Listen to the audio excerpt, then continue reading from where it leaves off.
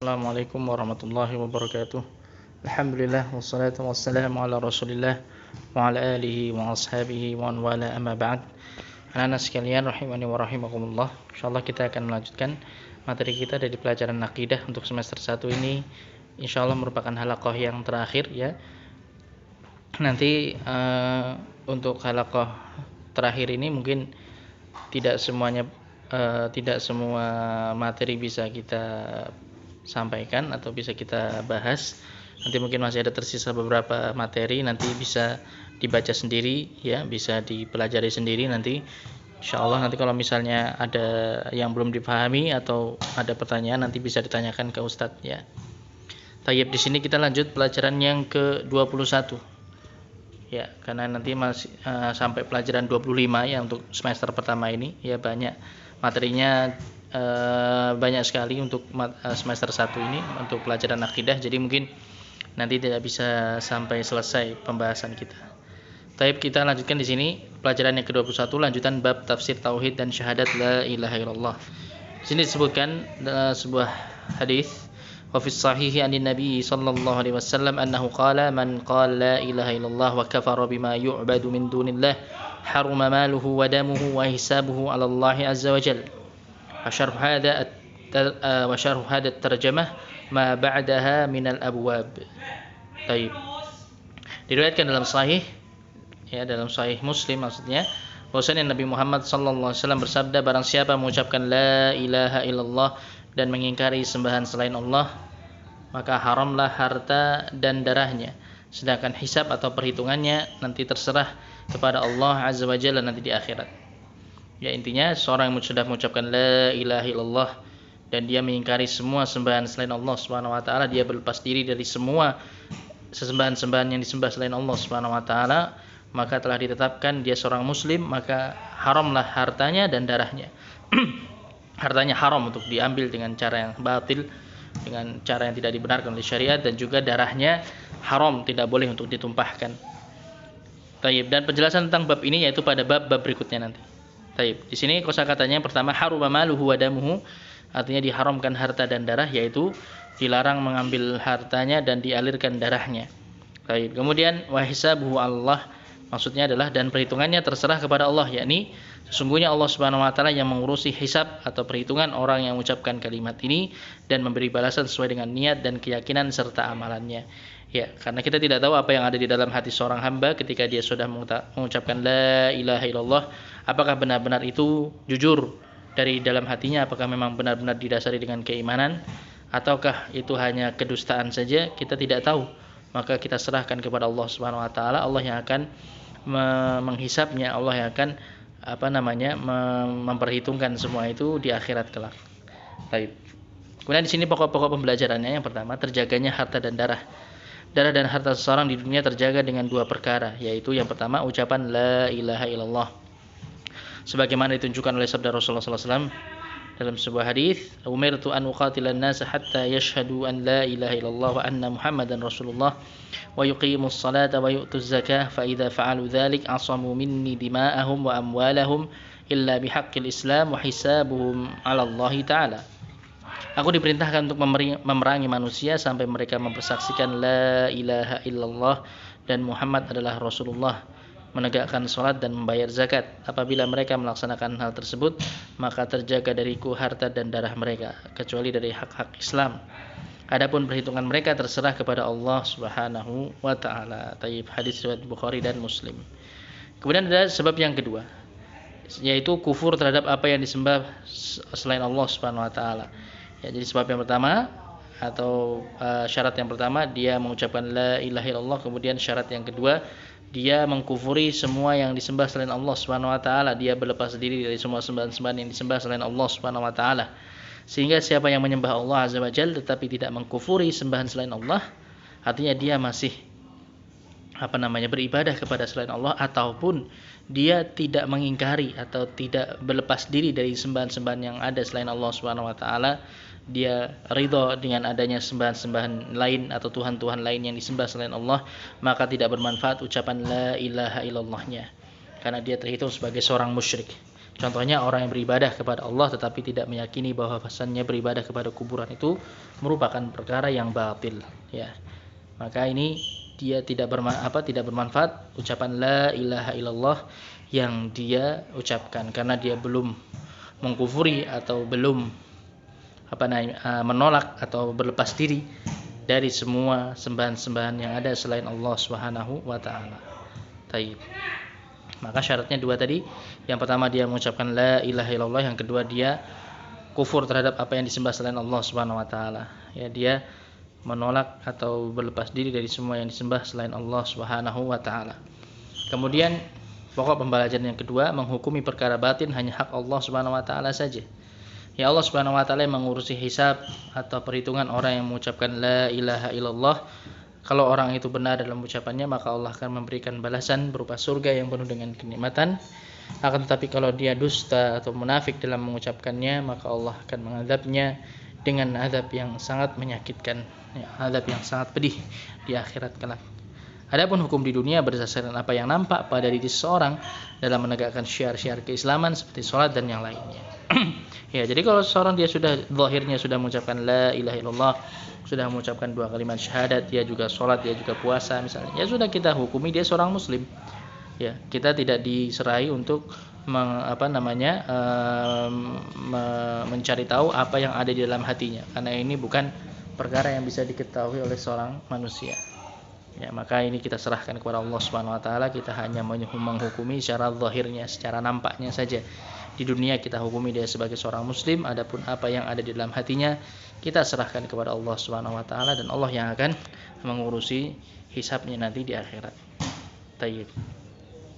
Ya, itu anak-anak sekalian rahimani wa rahimakumullah, pelajaran yang ke 21. Kemudian kita masuk ke pelajaran 22. Di sini disebutkan perkara-perkara yang termasuk kesyirikan. Makanya di sini disebutkan termasuk syirik memakai gelang, benang dan yang sejenisnya sebagai pengusir atau penangkal mara bahaya. Ya, ini termasuk kesyirikan. Ya, dia meyakini gelang, benang atau yang sejenisnya dari benda-benda tertentu itu bisa mencegah mara bahaya, mencegah keburukan. Ya, sebagai penangkal bala, ya, tolak bala. Maka ini termasuk kesyirikan. Tayyib, di sini mukadimahnya, memakai gelang atau benang dan yang semisalnya dalam rangka untuk menghilangkan atau menangkal mara bahaya termasuk perkara yang menghilangkan tauhid atau menghilangkan kesempurnaan tauhid yang wajib. Maka wajib bagi kita untuk berhati-hati dan menjauhi perkara-perkara tersebut. Allah Subhanahu wa taala berfirman, "Qul afara'aytum ma tad'una min dunillahi in aradani Allahu bidurrin hal hunna kashifatu durrihi أو أرادني برحمة هل هن ممسكات رحمته قل حسبي الله عليه يتوكل المتوكلون." Katakanlah, maka terangkanlah kepadaku tentang apa yang kalian seru selain Allah. Jika Allah hendak mendatangkan kemudaratan kepadaku, apakah berhala-berhala mau itu dapat menghilangkan kemudaratan itu? Atau jika Allah hendak memberi rahmat kepadaku, apakah mereka dapat menahan rahmatnya? Katakanlah, cukuplah Allah bagiku, kepadanya lah bertawakal orang-orang yang bertawakal. Quran surat Az-Zumar ayat 38. Taib. Kosakatanya di sini yang pertama al-halaqah atau al-hilqah, itu semua yang melingkar baik gelang atau yang semisalnya. Kemudian raf'ul bala, itu menghilangkan bahaya yang telah menimpanya. Ya, jadi ketika seorang ditimpa musibah atau ditimpa suatu keburukan, penyakit atau yang lainnya, itu maka dia meyakini benda-benda tertentu tadi bisa menghilangkan kemudaratan atau menghilangkan keburukan tersebut, menghilangkan penyakitnya. Ya. Kemudian daf'uhu, menolak bahaya sebelum menimpanya, itu mencegah terjadinya suatu keburukan. Ya. Maka ini keyakinan yang batil. Ketika dia meyakini benda-benda tertentu yang itu secara akal tidak bisa menjadi sebab untuk terangkatnya suatu keburukan atau tercegahnya suatu keburukan, maupun secara syar'i tidak ada dalil yang menunjukkan bahwasanya perkara-perkara tersebut atau benda-benda tadi bisa menolak madarat atau bisa menghilangkan madarat, maka ini termasuk kesyirikan. Ad-dur, itu semua yang membawa kejelekan bagi manusia seperti sakit, kefakiran ataupun musibah. Kemudian rahmat, semua kebaikan yang diberikan kepada manusia seperti harta, kesehatan atau yang lainnya. Maka kemudian hasbi Allah Artinya Allah yang mencukupi diriku dan Allah mencukupi semua yang bertawakal kepadanya. Tayyib. Kemudian pokok-pokok pembelajarannya di sini yang pertama, batilnya bergantung kepada selain Allah Subhanahu wa taala. Ya, Allah memerintahkan kepada nabinya untuk bertanya kepada kaum musyrikin sebagai bentuk pengingkaran tentang berhala-berhala yang mereka sembah bersama Allah Subhanahu wa taala. Apakah mereka bisa mendatangkan manfaat atau menolak bahaya? Ya, dan pada kenyataannya mereka tidak mampu melakukan hal tersebut. Oleh karena itu batillah peribadatan mereka kepada sembahan-sembahan tersebut. Ayat ini membatalkan ketergantungan hati kepada selain Allah Subhanahu wa taala untuk mendapatkan manfaat ataupun menolak bahaya, seperti memakai gelang, benang dan yang semisalnya dari jimat-jimat.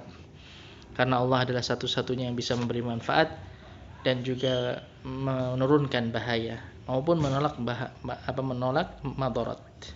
Hanya Allah yang bisa mendatangkan manfaat, memberi manfaat maupun menolak madarat. Baik. Kemudian yang kedua, hasil bertawakal kepada Allah Subhanahu wa taala. Maka barang siapa yang bertawakal kepada Allah, maka Allah akan mencukupinya. Baik dalam urusan agama maupun dalam urusan dunianya. Barang siapa yang meminta perlindungan kepadanya, maka Allah akan menyelamatkannya.